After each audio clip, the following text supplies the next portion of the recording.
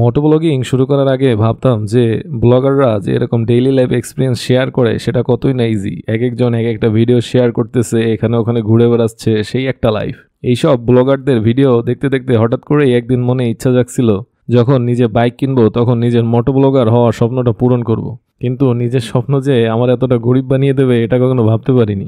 যাই হোক, আসেন আজকে ইন্ট্রো দিয়ে ভিডিও শুরু করি। Hello dear guys, welcome to my YouTube channel with a new moto ব্লগিং ভিডিও।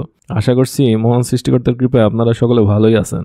আপনি যখন নতুন কোনো জার্নি শুরু করবেন তখন সেটা হোক মোটো ব্লগিং, ফুড ব্লগিং বা অন্য কোনো ক্যাটাগরির, সেই শুরু করাটা অনেক সময় ইজি মনে হতে পারে, কিন্তু একবার একটা জার্নি শুরু করা হলে আপনি বুঝতে পারবেন যে মনের মতো করে সেই কাজ করাটা কতটা কঠিন। বর্তমান যে সময় যাচ্ছে তাতে ঘরে ঘরে এক একজন কন্টেন্ট ক্রিয়েটর, আর এই সময় আপনি যদি কন্টেন্ট ক্রিয়েশনকে নিজের পেশা হিসেবে নিতে চান তাহলে আপনাকে খুব এক্সপিরিয়েন্সড পার্সন হয়ে এই লাইনে আসতে হবে। যাই হোক, অনেক জ্ঞান দিয়ে ফেললাম।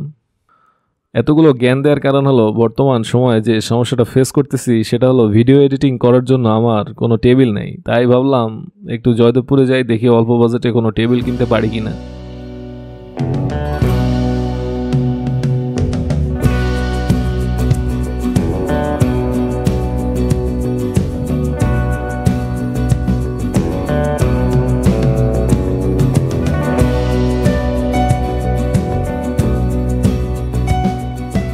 জয়দেবপুরে রাজবাড়ি মাঠের দিকে টেবিল কেনার জন্য অনেক দোকান খোঁজাখুঁজি করছিলাম, বাট এদিকে কোনো দোকান খুঁজে পাইনি।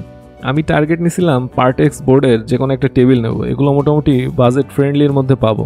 এখানে আশেপাশে খোঁজ নিয়ে জানলাম যে এই ধরনের ফার্নিচারের দোকান শিববাড়ি থেকে চৌরাস্তায় যাওয়ার রাস্তার পাশেই আছে। তাই সেদিকেই যাচ্ছিলাম। এর মাঝেই আমাদের ভার্সিটির বাসের দেখা পেয়ে গেছি। বর্তমানে ভার্সিটির বাস চলতেছে, বাট এখন পর্যন্ত কোনো ক্লাস পরীক্ষা কিছুই শুরু হয়নি, কেননা অধিকাংশ ভার্সিটির মতো আমাদের ভার্সিটিতেও কোনো ভাইস চ্যান্সেলর স্যার নেই। অতি শীঘ্রই ভাইস চ্যান্সেলর স্যার আসলে আমাদের সকল কার্যক্রম শুরু হবে। ওই দিন ওই রোডে অনেক টেবিল খোঁজাখুঁজি করছিলাম। আমি চাচ্ছিলাম যে দুই পাশে ড্রয়ার লক সিস্টেম টেবিলগুলো নিতে, কিন্তু যে সকল টেবিলগুলো পাইছি সবগুলোরই এক পাশে লক সিস্টেম আর এক পাশ খালি। সেগুলো কিছুটা এরকম দেখতে।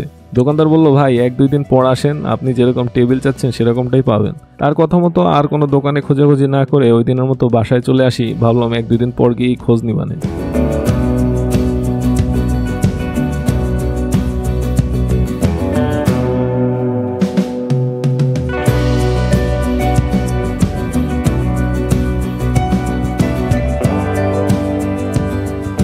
ওই দিন সকালে সেই দোকানদার ফোন দিয়ে বললো, ভাই আপনি যে এরকম টেবিল চেয়েছিলেন ওরকম একটা টেবিল আসছে, আপনি এসে দেখে যান, যদি পছন্দ হয় তাহলে নিয়ে যান। তা আমারও ওই দিন জয়দেবপুরে কিছু কাজ ছিল, তাই যাই দেখি টেবিলটা মন মতো হয় কিনা সেটাও একটু দেখে আসবো না। সেই উদ্দেশ্যেই শালনা হয়ে শিমুলতলিতে এসে জয়দেবপুরের দিকে যাচ্ছিলাম। জয়দেবপুর বাজারে এসে দেখলাম যে ওই দিন সব মার্কেট বন্ধ ছিল। সেই দিন যে মঙ্গলবার ছিল সেটা আমার জানা ছিল না। মঙ্গলবার জয়দেবপুরের বাজার সাধারণত বন্ধই থাকে। তাই ভাবলাম জয়দেবপুরের কাজ পরে করবো না, আজকে যাই টেবিলটা দেখে আসি। তাই আবার সেই চৌরাস্তার দিকেই যাচ্ছিলাম। আমরা যে দোকানটা থেকে টেবিলটা নিতে আসছি তার নাম হলো আসবাবপত্র। এখানে টেবিল তো আছে, এছাড়াও এমন কোনো ফার্নিচার নাই যে এই দোকানে নাই। এদের ডিলার নাকি আকিস পার্টিকেল বোর্ড মিলস লিমিটেড। এরা আমাকে গোডাউনের দিকে নিয়ে যাচ্ছিল।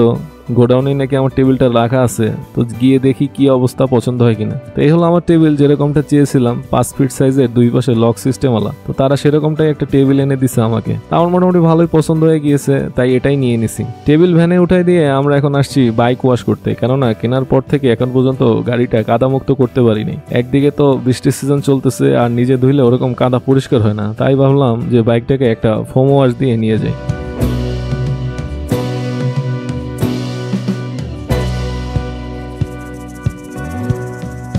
বাইক ওয়াশ শেষ হতে হতে আমার টেবিল বাসায় চলে আসে। তা আমরাও বাসায় চলে আসি টেবিল রিসিভ করতে। এই টেবিল কয়দিন টেকসই হয় সেটাও জানাবো না আপনাদেরকে।